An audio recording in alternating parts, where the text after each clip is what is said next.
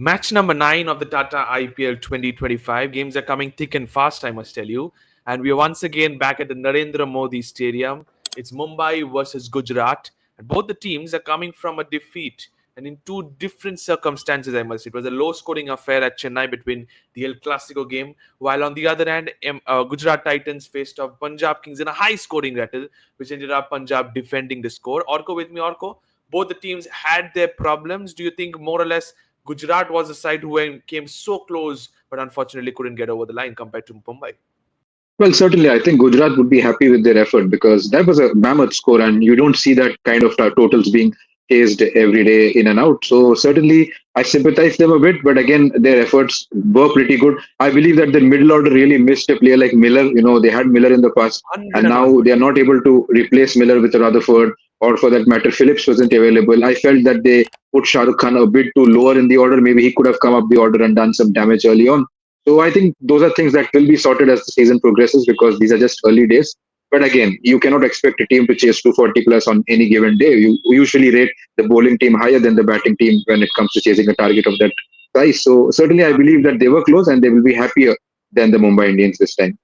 100%. They might be happier than the Mumbai Indians because Mumbai Indians had a low scoring game. The bowling unit did click, but the batting unit did not click. And it was a one horse game, to be honest, against the Chennai Super Kings. But this is a question I'm hearing since the past few days, and I really want to know your answer. Since the past year, I'm thinking about this. Has IPL now been a batting friendly wickets because the bowlers are not getting anything? Because nowadays you're seeing scores of 240, 250, 260. If you talk about a game of SRH, we might just go out to 300 plus. What is happening? Why are the bowlers not getting any assistance? We talk about the Kolkata Knight Riders skipper Ajinkya Rahane requested a little bit of spin tracks at Eden Gardens, and the pitch curator immediately said, "We're not going to provide that. We are going to go with whatever BCCI and IPL rules are. IPL franchisee have no say about that." It's a huge statement, to be honest. Definitely, and I believe that it's a disgrace. I mean, I'm not saying this just as a KKR fan, but if you are playing at your home, you certainly need to get the conditions which you will be playing there. I mean, you know 100%. your That's team what you strength. do at the IPL auction because that's how you build the Exactly. team. Exactly. I mean, exactly as you rightly said, in the auction, you obviously concentrate on buying a team that would work in tracks in your favor. But if the tracks are not in your favor, then you don't know how the team's going to function. It's obviously going to be a hit and miss situation. So I don't understand why the arrogance or whoever is behind, curating the particular pitch is from the Eden Gardens. You won't perhaps see that in other stadiums. I mean, when Ishan Kishan scored a century, he went and hugged the Exactly. curator of Uppal.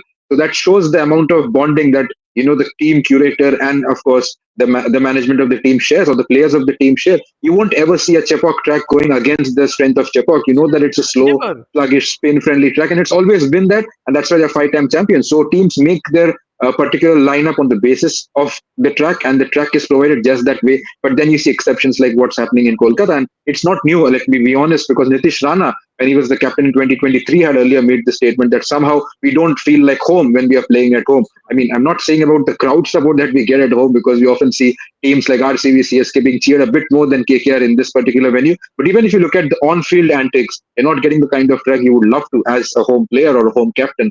So it's a disgrace to be very honest, and I'm seeing Twitter hashtags being posted, trying to put some pressure on the Cricket Association of Bengal. People say that because we don't have local Bengal players in this side, and that's maybe the reason behind the rift between KKR and CAB. But still, I think those are very petty issues which can be kept aside. And if you look at the larger, broader spectrum, you would expect that a team, when they are playing at home, get exactly the kind of track that the captain and the management needs. 100% agree. And that's what the reason why I asked you this question. I absolutely, you nailed the answers explaining the entire scenario. And I think that there needs to be something for the bowlers because then it becomes a 50-50. I absolutely appreciate the new rule that has been taken out by BCCI about the ball change rule. If there is heavy dew, you need to give bowlers a little bit of support. That's when the game becomes a little bit 50-50. Keiji Rabada said the pitches are becoming so flat, the bowlers are not getting any assistance. Every ball you feel like it's going to go for a boundary or a six. That's exactly what's happening. Talk us through this game, and let's move on to the head-to-head between GT and Mumbai Indians. Last two times these two teams faced each other, Gujarat Titans comfortably won, and one of them was Hardik Pandya was the captain of the Gujarat Titans. We only remember in that eliminator game.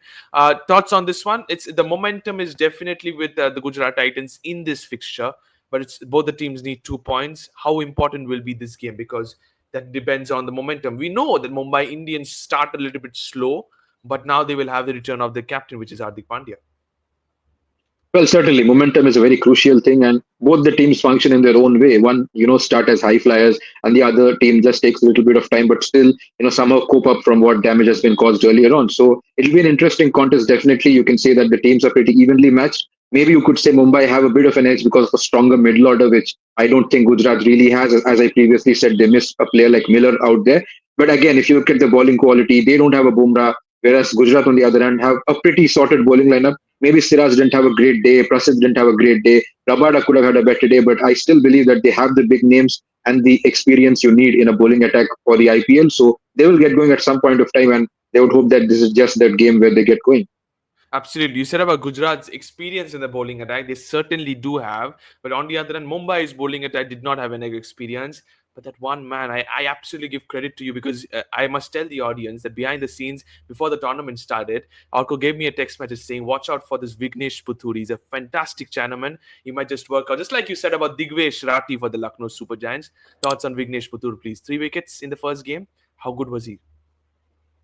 Well, excellent. I mean, I'm very happy that people whom you actually observe or see working behind the scenes, and if they do well, and if you remember, even the commentator said this that he had been working with Rashid Khan, for when he was in MI Yes, Cape Town. They took Vignesh to South Africa and they ensured that he was under the guidance of Rashid Khan. So certainly, a player who is groomed by a spinner of that stature would certainly come out shining. And it's unbelievable that he has already started to shine in the first game itself. Of course, you do agree that in Chepauk he got a lot of assistance, which he might not get in tracks like these because you are seeing 90% of the games being played on flat tracks. And again, I'm a player who loves to see low scoring thrillers or, scores where 160, 170 was defendable.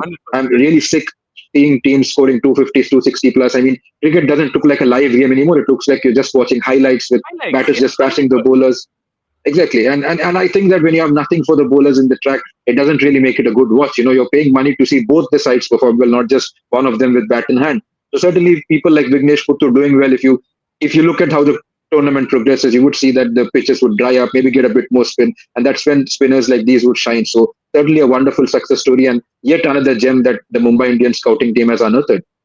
100%. Another gem that the Mumbai Indians scouting team was offered, and I think 3 wickets in the first game. And I think a little bit of I blame Surya Kumar Yadav's captaincy in that previous game because he held this fourth over quite late. He should have been introduced earlier. He held it. I assume he held it for Mahendra Singh Dhoni, but it did not work out. He came in when just I think 6 runs were required, and Rachin Ravindra hit it for a maximum, and the game was done and dusted. What about the talking about the surface at this Narendra Modi Stadium? Let's take a look into the pitch report.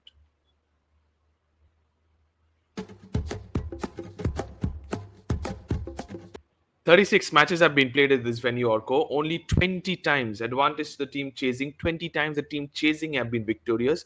Well, if we go back to the previous game, Punjab Kings scored a massive score and defended it, winning it by 13 runs, if I'm not mistaken. Your thoughts on that? You have a chance if you bat first, but you need to bat big. You need to score a lot of runs in the first innings, keeping in mind you will play a huge part and you have a good bowling attack, you can defend the score. Your thoughts on that, please? Well, again, as you rightly said, 200 these days looks like a new normal. It looks like a It par is an score these average days, score. especially.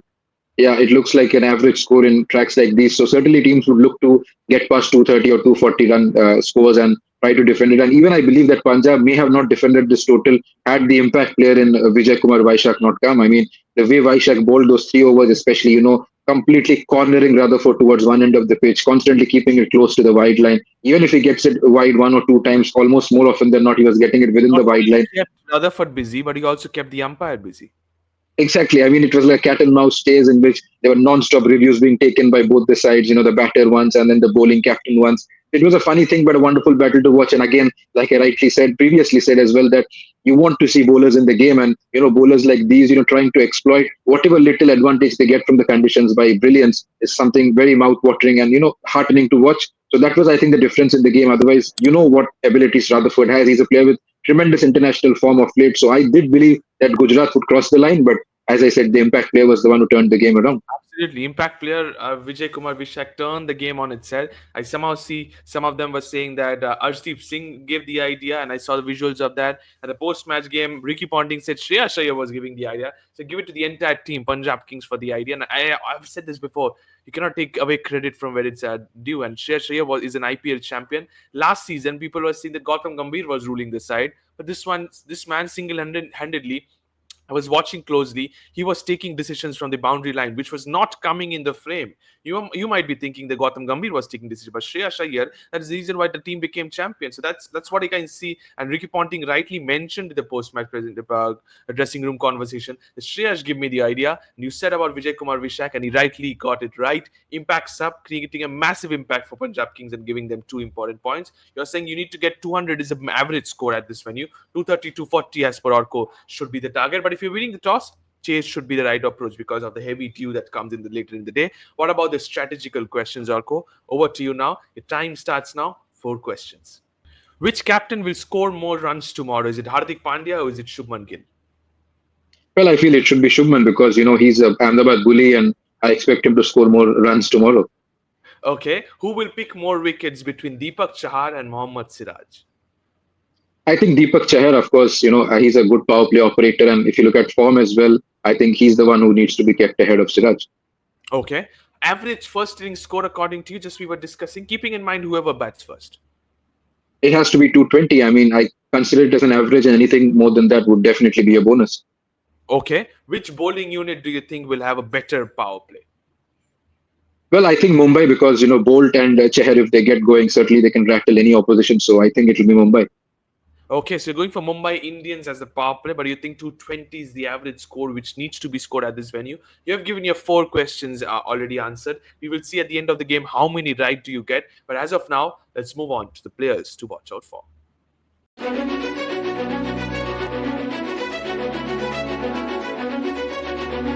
Here are my 3 players to watch out for. I've gone for Tilak Verma, Hardik Pandya, and Trent Bolt for the Mumbai Indians, Orko. Similarly, for the Titans, Shubman Gill, as you rightly mentioned, Rashid Khan and Kagiso Rabada are the other 2 overseas players, according to me. Any changes from your end? Well, certainly these are definitely the players to watch out for. Tilak comes in with great international and domestic form, so certainly he'll be a key player to watch out. Hardik Pandya, and anything man, just like Rashid Khan in the opposite team, he can do anything with the bat ball and also in terms of leadership. And I would be excited to see how Rickleton does because he did get off to a start in Chepauk, but he couldn't get going. So he's a fabulous player, and I think that he'll set this IPL on fire. So maybe Rickleton is someone I would also add in the mix. And as we already talked about, the Gujarat Titans, Shubman Gill, Rashid Khan, Butler again would be a crucial player in this game. He has a great record against Mumbai Indians, if you remember. So I think these are the players to watch out for. Okay, but you said about I also had Kagiso Rabada in that. Siraj had an ordinary day in the previous game. Do you think how important Kagiso Rabada with the new ball will be for the Titans? Well, he will be. I mean, Rabada has a great record against Rohit Sharma, and also he'll be familiar with Rickleton because he's a countryman of that nation as well. So I think that Rabada with the new ball, if he gets a bit of assistance, would be a handful, in getting those early breakthroughs. And when you have a batting lineup of the quality of Mumbai Indians, you do need that in plenty. And with Siraj looking out of touch, Prasid also being here and there, you do need Rabada to step up just like the spearhead he is. So certainly Rabada is a player you cannot miss out. Okay, so Rabada is another very important player for the Gujarat Titans with the new ball, maybe in the death as well. Players to watch out for is done and dusted. Let's take a look into the top 3 battles.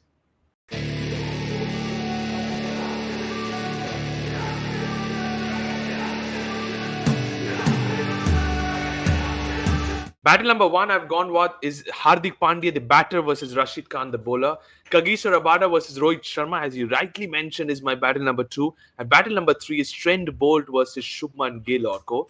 Which one are you definitely watching out of these 3? Well, I think Bolt was a Shubman Gill because Shubman Gill is that batter who literally carries the Gujarat Titans. I mean, I do know that they have a Sudarshan, I do know they have a Joss Butler this time around, but if any of those two fail, you would expect Gill to have a more consistent run in the tournament. So I think that Gill's wicket would be crucial for Mumbai Indians' chances. And who better than Bolt, who is known to knock out players, in the first over, in the first power play overs, I would say to be specific. So certainly, if Gill gets going, it's danger for Mumbai. So that will be a wonderful battle to watch out. Again, Rohit versus Rabada also can't be ruled out because Rohit has a great record, playing in the power play batting overs. But again, against Rabada, he doesn't have the greatest of Rabada wickets. has dismissed him quite a number of times, I must tell you. And Rohit, in the last couple of years, I'm seeing in IPL cricket at least, he's not been in song. Yeah, that's a point of worry for Mumbai, definitely, because they would want the hitman to be, blazing the way. If you look at Decock, after retirement, he's giving so much of a service to Mumbai. You would expect Rohit to do something similar because he retired from this format. So certainly, Rohit versus Rabada would be an instrumental battle. And as you previously mentioned, Hardik versus Rashid Khan, because Hardik is known to be that spin hitter, and Rashid Khan is that belligerent wicket taker. So that will be a very crucial battle. So it's an overall wonderful match, to have such great players contesting. So every single battle will be wonderful to watch. Okay, so you have given your thoughts on all the three battles. All the battles will be wonderful to watch. But you said, more importantly, Trent Bolt with the new ball, first over of the match, if he strikes, which he always has been doing that, then he might just get Shubman Gill, which is the biggest fish of the Gujarat Titans side. Thoughts about the predicted playing 11? Let's take a look into that, starting with the Gujarat Titans 11.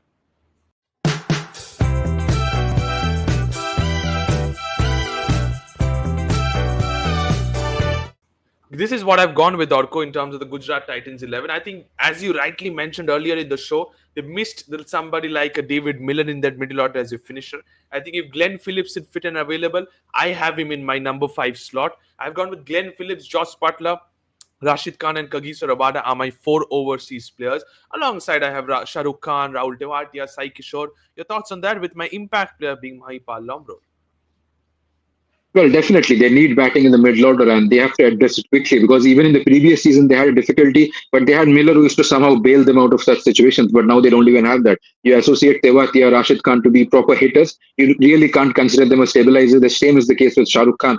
I think that a road that they can take, it would be an unpopular opinion, would be is if they try to get Washington Sundar in the mix, because he, like Akshar Patel, again is a very stable batsman in any But is position he, he comes is out. he that aggressive kind of a batter? I don't think so.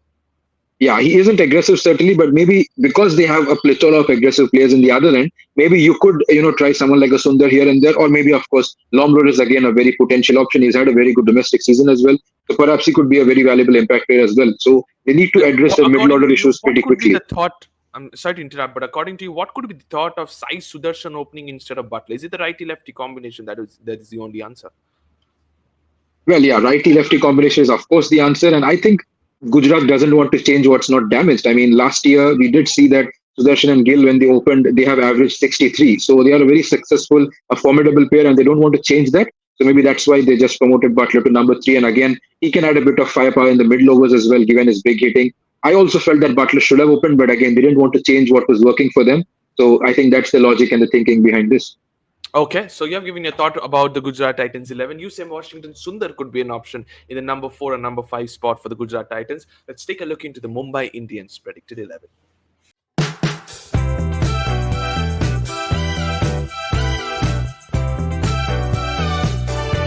Thoughts about the Mumbai Indians 11 now, Orko. This is what I have gone with. I continue to have somebody like a Will Jacks at number 3. That puts Sky at 4, though, and Tilak at 5. Then I have Hardik Pandya in the side. Unfortunately, Namandeed straight away moves into my impact sub list. Rest of the team stays the same.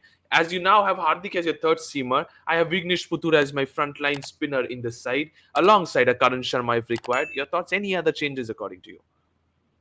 Well, Hardik, the bowler, has to step in. I mean, previously, because they didn't have Hardik, they had to depend on Raju. And, he being a rookie, a debutant, he didn't really work. Puttur obviously would have a great role, and so would Karan Sharma, because Karan Sharma is a very underrated wicket taking option. And he also adds a bit of batting to the team, again, like Deepak Chahar. He's that lower order player who can bat a bit. So, certainly, these bowlers need to step up and watch out for Will Jacks. I mean, you do remember what he did when he played for Last year. RCB.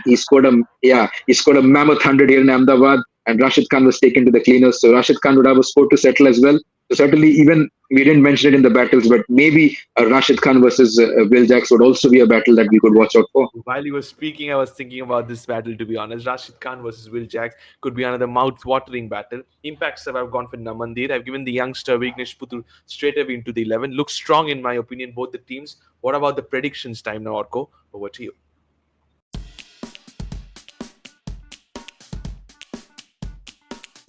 Time for predictions. This is Mumbai Indians versus the Gujarat Titans, match number 9 at the Narendra Modi Stadium, Orko. What's your prediction for this one?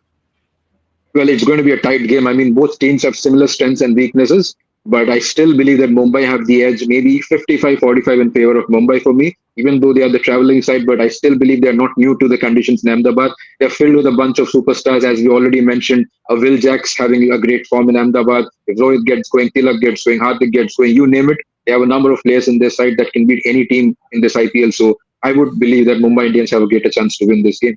So Mumbai Indians have a better chance to win this game. 55-45 according to you for the Mumbai Indians. That's all we are. Thank you so much, Orko. Thank you to all the viewers watching this one. It's Gujarat versus Mumbai at the Narendra Modi Stadium. Expecting another high-scoring thriller like it has been so far in this season's IPL. Don't forget to subscribe to Fifth Empire. Press the bell icon as well.